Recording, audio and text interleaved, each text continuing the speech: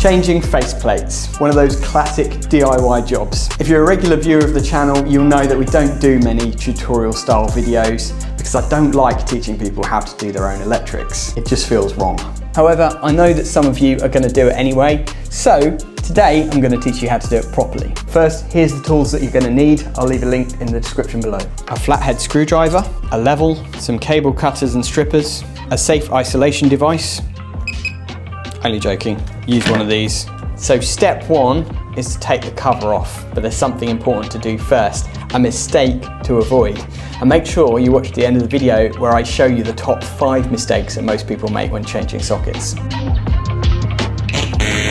Whoa, rewind. This socket is currently live. Do not take the cover off without first safely isolating. As George Clark would say, the consumer unit is the hub of the home. No, that's the kitchen. But this is the hub of your electrics in your home. It's where everything is turned on and off from. You've got a main switch, so if you want to be super safe, you can flick that off. That'll turn everything off in the house. Or you can find the individual circuit that feeds the socket that you're wanting to change. Now in this case, I think it's circuit 2, so I'm going to flick that off and check to see if the socket has gone dead or not.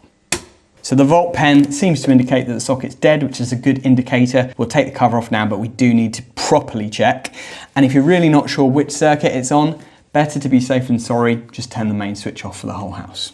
Now, a quick DIY tip, always take a before photo before you make any changes so that you can look back and if something doesn't work properly, see how it was before, because it's almost impossible to put it back together how it was before without a photo. Now I used this volt pen just as a rough indication that it was turned off, and it looks like it is, but this is not a trusted device. These can go wrong, they can break, they can give false readings.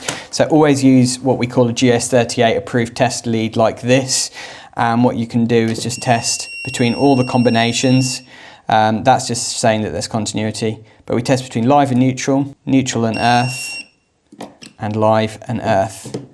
And then ideally what we want to do is turn the circuit back on, check to make sure our tester is working properly on a known source, and then turn it back off again. One of the biggest mistakes I see people doing is changing these live without turning the power off, or turning off the wrong circuit and getting an electric shock. You don't want to risk your life. So if you're really not sure or don't feel confident, just pay an electrician who will safely isolate it. But if you are doing it yourself, for goodness sake, please turn the power off. Now in the socket we've got live, neutral and earth. There's a big mistake that I see people making, which is getting the live and neutral the wrong way round, in other words reverse polarity, and I'll tell you why they do that and how it's easy to avoid. So the way this socket is arranged is live is on the left, neutral is on the right, but not all sockets are built the same. Some sockets have the neutral on the left and the live on the right, and it might be that even the same brand, they've changed the design over time and they've swapped around where the terminals are. So if you just pop the wires back in the order that they were on the previous socket, you could end up having the live and neutral the wrong way round, and the socket will work, but it won't be safe. Now the reason reverse polarity is dangerous is because if you had the live and neutral the wrong way round and switch the switch off on the socket, this switch often only switches the live. That means that it would actually be switching the neutral, and whatever's plugged in, like maybe a lamp with a lamp socket at the end, that would actually still be live even though you've turned the switch off, and you could get an electric shock. These MK sockets are really well built. They're actually double pole, so they switch the live and the neutral, which is a nice extra safety feature, but most sockets aren't like that. And so reverse polarity can be a really easy mistake to make and a very dangerous fault to create. So to avoid it, just make sure that the live conductors are going into the terminal marked L, the neutral conductors are going into the terminal marked N. Just make sure that they line up. Now in European wiring colours now, they're harmonised, so the brown is the live, the blue is the neutral, and the green yellow is the CPC or earth. However, olden times in Britain, about 20 years ago, we used red and black. So red was the live and black was the neutral. So if you do find a red and black cable in the UK, then red is your live and black is your neutral. Now these green yellows are actually sleeved, so they're bare copper with earth sleeving. In some installations, if you change your socket, you'll find that these are just bare copper, nobody's ever sleeved them up. Now it is important to sleeve them properly, because otherwise the bare copper of the earth wire could easily make contact with one of the live conductors and short out. So always sleeve your earths. And there's another big mistake that a lot of people make, which is twisting them together. It's one of my bugbears. Why should you avoid that? Let me show you. Now you might think it's a good idea because it makes a nice connection between the two wires. However, for testing and inspection, it's an absolute nightmare, because if there's a break in the ring circuit and an electrician needs to split these conductors up, it's not as simple as just taking the socket face off and separating the ends. They've got to physically remove the earth sleeving and untwist the wires. And also it can just put unnecessary strain on these wires and cause them to break prematurely, which is not ideal. So earth sleeving comes on rolls like this. I think it's a 100-meter roll. It's very cheap. You can pick it up from your local electrical wholesaler. And a little tip is just slide it over the wire like that. And then to get it to the right length, slide it right up to the butt of the cable, bend it over, then slide it back by the amount that you want to be exposed, and then just cut it off like so, and then slide it back. Now what I like to do, it's a nice little extra, is just bend these over. We call it doubling up. Bend them back over on themselves, because the CPC wires are a little bit smaller than the main wires, the live and neutral. You want to get a bit of extra strength on it for when you screw your terminal screw into it. So if you've only got 2 wires in a socket like this, I would generally double them up like that, and then it gets a better connection. Now you might notice at the back of the socket there's a little earth terminal to earth the back box of the socket. This is not 100% needed, but it's a nice little touch to connect what we call a flying lead, or a little bit of earth wire into that, and connect that into the faceplate as well. That just means that when you've got the faceplate off the wall, the back box is still earthed from the faceplate. Normally it'll be earthed through the screws anyway when it's screwed back. It's just a nice little touch, not essential, but if you want to do things really by the book and top-notch quality, that's a nice thing that I would do. So that flying lead is connected into the back box now, and what I'll do in general is cut them to the same length as the main earth wires so that they will fit neatly into the back of the socket. Now we're fitting one of these USB sockets today, which is one common reason why you might swap a faceplate over. And there's another easy mistake that people make when swapping USB sockets, which is not having a deep enough back box. So often the back boxes of sockets are quite shallow and they fit perfectly with a normal size socket like this.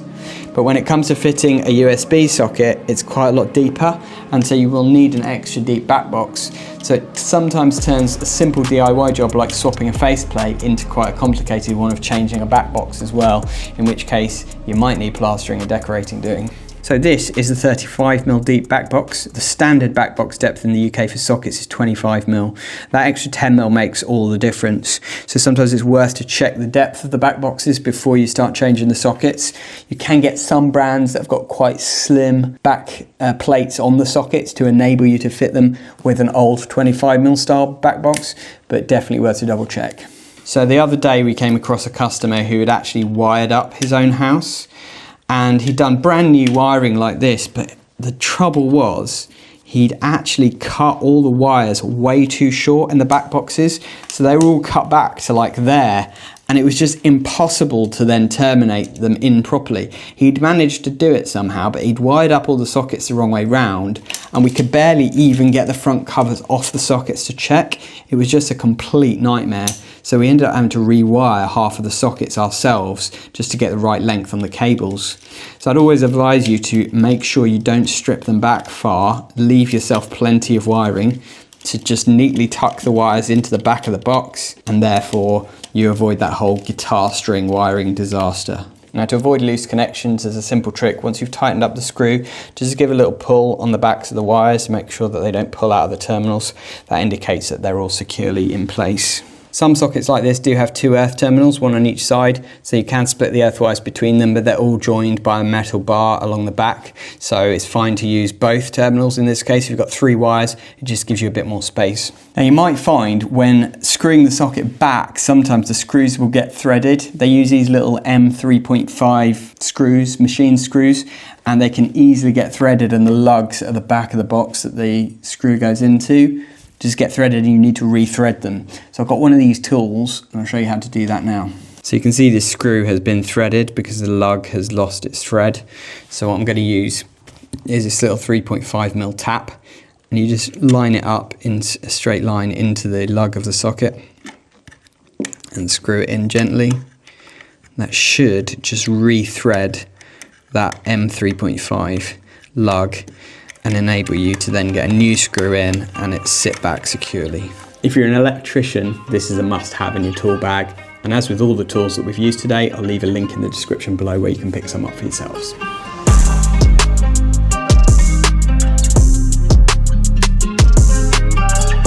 Now the final step is very important. You've got to test to see if it actually works and is safe. So here I've got my plug-in tester. This is an expensive professional piece of kit which does lots of tests. However, you could use a simple plug-in voltage tester. So as you can see here, it's showing the voltage, and I can even do an earth loop impedance test to make sure it's all earthed correctly, and an RCD test to make sure the RCD operates properly. So to summarize the 5 mistakes you should avoid: number 1, make sure you turn the power off. Number 2, make sure you get the polarity correct. Number 3, make sure you sleeve the earth wires and connect them in correctly. Number 4, don't twist wires together. And number 5, don't cut the wires too short. Now I'm sure I've missed other classic mistakes that people make when connecting sockets, so let me know all of the dodgy mistakes that you found in the comments below. And if you did enjoy this video, why not like and subscribe to see some really high-skilled electrical work done. And as a disclaimer that I want to leave with you guys is that, in general, if you're not confident doing electrical work, even a straight swap like this, which can be done by a DIYer, just don't do it. Call a local qualified electrician. But either way, I hope you've enjoyed watching this video, and if you have, there's 2 more videos up here that YouTube thinks you might enjoy, so why not grab a cup of tea and watch one of those.